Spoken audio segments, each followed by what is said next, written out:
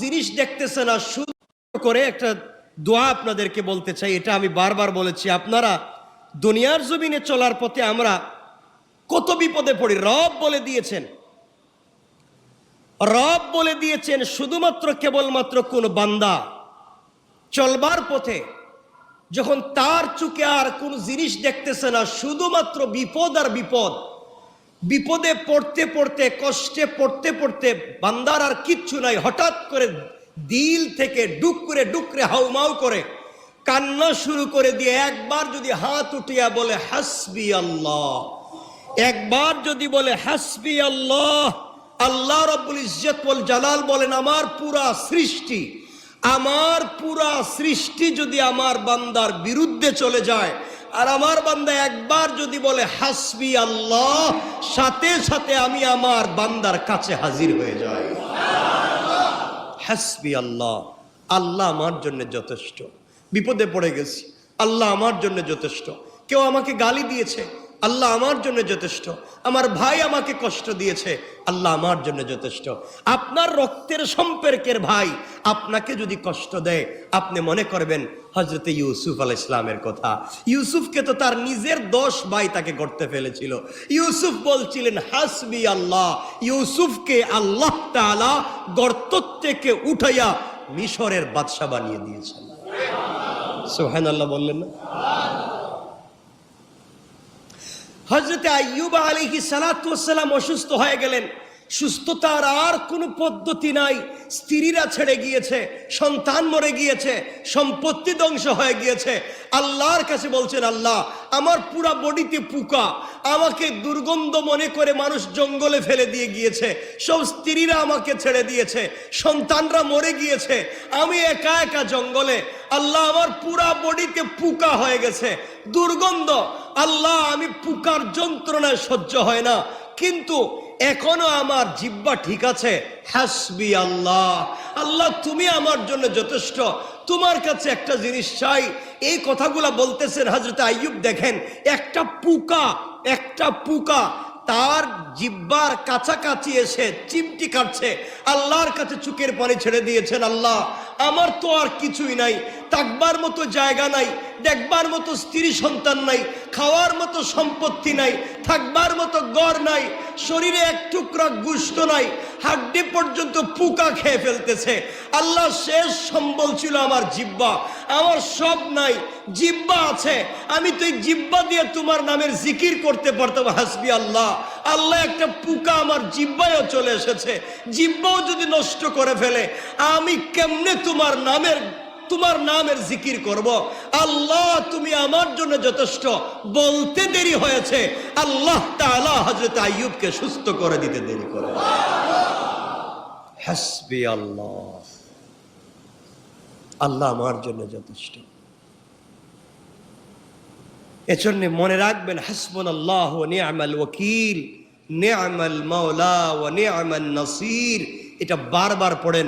রাসূল পাক বুখারীর হাদিস, তাবরানির হাদিস, রাসূল সাল্লাল্লাহু আলাইহি ওয়াসাল্লাম বলেছেন কেউ যদি 100টা বন্দুক তাক করে তোমাকে মারবার জন্য, আর আপনি যদি চক্ষু বন্ধ করে বলেন হাসবি আল্লাহ, হাসবুনাল্লাহ, আল্লাহ বলেন ওখান থেকে তোমাকে বাঁচায় নেব। এরপরে আমরা এইগুলো আমরা জানতে পারি না। সুতরাং আজকের এই মৌলিক আলোচনা থেকে এতটুকুন মনে রাখবেন, চলার পথে আর যাই করি আমরা আল্লাহকে বলবো না হাসবুনাল্লাহ, হাসবি আল্লাহ। এর অর্থ হচ্ছে আল্লাহই আমার জন্যে যথেষ্ট। আল্লাহ যার জন্য যথেষ্ট তার ক্ষতি করার পৃথিবীর কারো সামর্থ্য আছে? বলেন আছে? কেন আমরা আল্লাহকে যথেষ্ট মনে করি না? গত জুমায় আপনাদেরকে বলেছি আমরা নামাজে এসে লম্বা সূরা পড়তে পারি, ইমাম সাহেবের পিছনে দাঁড়িয়ে লম্বা সূরা কেরাত শুনি, কিন্তু নামাজের মৌলিক শিক্ষা হচ্ছে বান্দা আর মাবুদের ব্যাপার। বান্দা মুনিব এবং গোলাম, এটা বুঝাবার জন্যে মুনিবের সামনে গোলাম সব সময় অবনত মস্তকে মাথা নিচু করে দাঁড়ায়। তাহলে নামাজের মৌলিক শিক্ষা হচ্ছে নামাজে আসলে আমরা বেশি সময় মাথা নিচু করব, অর্থাৎ বেশি সময় সেজদায় থাকবো, বেশি সময় রুকুতে থাকবো। এজন্য আপনাদেরকে আরো বলেছি বেশি বেশি করে নফল নামাজের সেজদায়, বেশি বেশি করে তাহাজ্জুদের সেজদায় গিয়া শুধু হাত মাটিতে রাইকা চুকের পানি ছেড়ে বলেন হাসবি আল্লাহ, আপনি দোয়ায় বলেন হাসবুন আল্লাহ। আপনাদেরকে বলছি যেভাবে মন চায়, আল্লাহ তোমার কাছে কেমনে বললে তুমি আমার কথা শুনবে জানি না, আমার মাথা তোমার কদমে, আমি মাথা উঠাবো না, আমি সেজদার থেকে মাথা তুলবো না। আল্লাহ আমার তো কেউ নাই, একমাত্র তুমি ছাড়া কেউ আমার কথা শোনে না, সবাই তো বিছানায় শুয়ে আছে, সবাই তো শান্তির আরামের ঘরে ঘুমিয়ে আছে, আমার মাথা তোমার কদমে, আল্লাহ তুমি ছাড়া আমার কেউ নাই। রব বলেন গভীর রাত্রে আমাকে যথেষ্ট মনে করে নমরুদ আর ফেরাউনের মতো কোনো অন্যায়কারীও যদি কোনো দোয়া করে, আল্লাহ তাআলা কোরআনে কারীমের 7 নম্বর সূরা সূরা আরাফের 142 নম্বর আয়াত থেকে তিনি বললেন, যেটা আমরা তেলাওয়াত শুনেছি, ওয়া'আদনা মূসা 30 লাইলা। আল্লাহ বলছেন আপনি স্মরণ করুন, মূসা আলাইহিস সালামের জন্য আমি 30টা রাত্র নির্ধারণ করেছিলাম। অর্থাৎ মূসা আলাইহিস সালামকে আল্লাহ বলছিলেন আপনি 30 রাত্র তুর পাহাড়ে গিয়ে ধ্যান করেন। কি করেন? তুর পাহাড়ে আপনি অবস্থান করবেন 30 রাত্র এবং ধ্যান করবেন। তাহলে আল্লাহর নির্দেশ ছিল মুসার প্রতি, আপনি আমাকে পেতে হলে, আমার কাছাকাছি পৌঁছতে হলে ধ্যান করেন। কোথায়? তুর পাহাড়ে। সেখান থেকে আমরা ছোট্ট একটা কথা বুঝতে পারলাম যে আল্লাহকে পেতে হলে, সৃষ্টিকর্তাকে খুব কাছে থেকে পেতে হলে, রবের কাছ থেকে কিছু আদায় করে নিতে হলে ধ্যান করতে হয় কার নামে?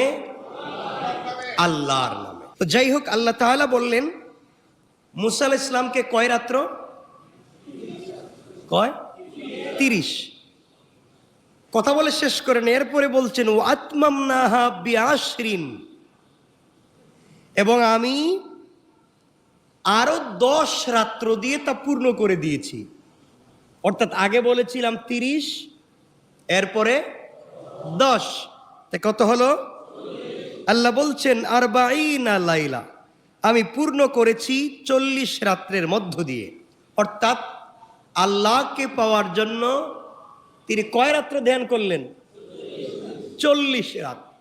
তো এখান থেকে আপনারা চিল্লা দেন 40 দিন দিয়েন বাবা। 40 দিনের একটা দাম, যে আল্লাহকে পাওয়ার জন্য মূসা আলাইহিস সালাম 40 রাত্র পর্যন্ত ধ্যানমগ্ন ছিলেন। তিনি সারা রাত ধ্যান করতেন, সারাদিন রোজা রাখতেন, আর নিয়ত ছিল ইতিকাফের। তাইলে বোঝা গেল আল্লাহকে পাওয়ার জন্য যে 3টা কাজ করতে হবে, একসাথে 3টা কাজ সমন্বিত করতে হবে একসাথে। এক, ধ্যান করতে হবে কার নামে? আল্লাহর নামে। 2, ধ্যানমগ্ন থাকবার দিনগুলাতে রোজা রাখতে হবে। 3, অবশ্যই থাকতে হবে নিয়ত ইতিকাফের। ইতিকাফের নিয়তে দিনের বেলা রোজা রাখে কেউ যদি ধ্যানমগ্ন থাকে 40 রাত্র, আল্লাহ পাকের রাসূল সাল্লাল্লাহু আলাইহি ওয়াসাল্লাম বলেছেন হাদিসে, আল্লাহর কাছে বান্দা যা চাইবে রব তার দোয়া কবুলে, দোয়ার আগে তা কবুল করে পৌঁছে দেন। 1, নিয়ত ইতিকাফের। 2, রোজা দিনের বেলা। 3, ধ্যানমগ্ন থাকতে হবে আল্লাহর জন্য রাত্রবেলা 40 রাত। কয় রাত? আমরা পারবো না ইনশাল্লাহ? আমরা তো নগদে বিশ্বাস করি, নগদ দরকার। এই দোয়া করলাম, সালাম ফিরাবার পরে জিবরাইল আসলো না কেন? এত লম্বা দোয়া করলাম, জিবরাইল কেন আইলো না? আপনাকে এভাবেই করতে হবে।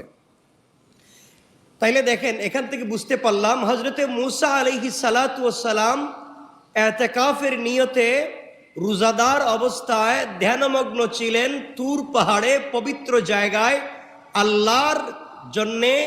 আল্লাহ তাআলা 40 রাত্রে কবুল করে তাকে দিয়ে দিলেন তাওরাত। সুবহানাল্লাহ বলেন। তাওরাতের মতো বিশাল একটা কিতাব, বিশাল একটা কিতাব মূসা আলাইহিস সালামকে আল্লাহ তাআলা দান করে দিলেন।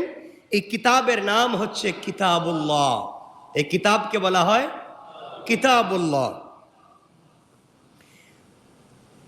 40 রাত পূর্ণ হওয়ার পরে আল্লাহ তাআলা তাওরাত মুসা আলাইহিস সালামকে যেভাবে দিলেন, আল্লাহ বললেন, আল্লাহ রাব্বুল ইজ্জত ওয়াল জালাল বললেন, ক্বালা ইয়া মূসা ইন্নী ইসতাফাইতুকা আলান নাসি বিরিসালাতি ওয়া বিকালামি ফাখুয মা আতাইতুকা ওয়া কুম মিনাশ শাকিরিন। আল্লাহ রাব্বুল ইজ্জত ওয়াল জালাল বললেন,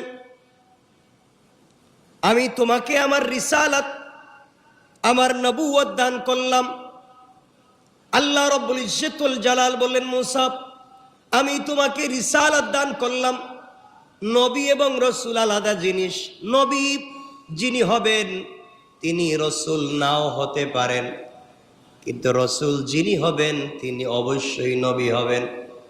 অর্থাৎ নবী যিনি আগের নবীদের কথাগুলা পাবলিকের কাছে পৌঁছে দেন, আর রসুল তিনি যার কাছে নতুন শরীয়ত আসে, নতুন কিতাব আসে। মূসা আলাইহিস সালাম একদিকে নবী, অপর দিকে রসুল, কারণ তার কাছে আল্লাহ তাআলা নতুন কিতাব দিয়েছেন যার নাম তাওরাত, নতুন শরীয়ত দিয়েছেন, নতুন বিধান দিয়েছেন। এই জন্য আল্লাহ রাব্বুল ইজ্জত ওয়াল জালাল বলেন, আমি তোমাকে রিসালাত দিয়েছি এবং আমি তোমাকে সম্মান দিয়েছি। আল্লাহ রাব্বুল ইজ্জত ওয়াল জালাল বললেন, মূসা তুমি তো ছিলা গোলাম, তুমি তো ফেরাউনের গোষ্ঠীতে তোমরা কাজ করতে। তুমি তো ওখান থেকে চলে গিয়ে শ্বশুর বাড়ি লালিত পালিত হয়ে বড় হয়েছ, ওখান থেকে রাস্তায় এসে রাস্তা ভুলে গিয়েছ। একজন পথহারা পথিক আগুনের জন্য যখন দৌড়ায়, আমি আল্লাহ রাব্বুল ইজ্জত ওয়াল জালাল তাকে ওখান থেকে উঠাইয়া আমার রিসালাত দিয়া তাকে, তার সঙ্গে আমি আল্লাহ তাআলা কথা বলে দুনিয়ার জমিনে তার শ্রেষ্ঠত্ব বাড়িয়ে দিয়েছি। সুবহানাল্লাহ, সুবহানাল্লাহ বলেন। আল্লাহ রাব্বুল ইজ্জত ওয়াল জালাল বুঝাতে চাইলেন, আমি যখন কাউকে সম্মান দিতে চাই, আমি যখন কাউকে ইজ্জত দিতে চাই, আমি কখন কাকে কোথা থেকে উঠিয়ে সম্মান দেব। অনেক সম্মানী মানুষকে আল্লাহ রাস্তায় বেইজ্জত করতে পারেন, আর অনেক ছোট মানুষকে আল্লাহ ইজ্জত দিতে পারেন। এই জন্যে আল্লাহর সিদ্ধান্ত নিয়ে কখনো তাড়াহুড়া করা যাবে না। আল্লাহর সিদ্ধান্ত নিয়ে কখনো তাড়াহুড়া করবেন না। তিনি সঠিক সময়ে উত্তম জিনিসটা আপনাকে দান করে দিবেন। কোন ঠিক কিনা? আল্লাহর সিদ্ধান্তকে, আল্লাহর সিদ্ধান্ত নিয়ে তাড়াহুড়া করা যাবে না। সঠিক সময়ে উত্তম জিনিসটাই আল্লাহ আপনাকে দান করবেন। শুধুমাত্র সময়ের অপেক্ষা। কিসের অপেক্ষা? সময়ের অপেক্ষা।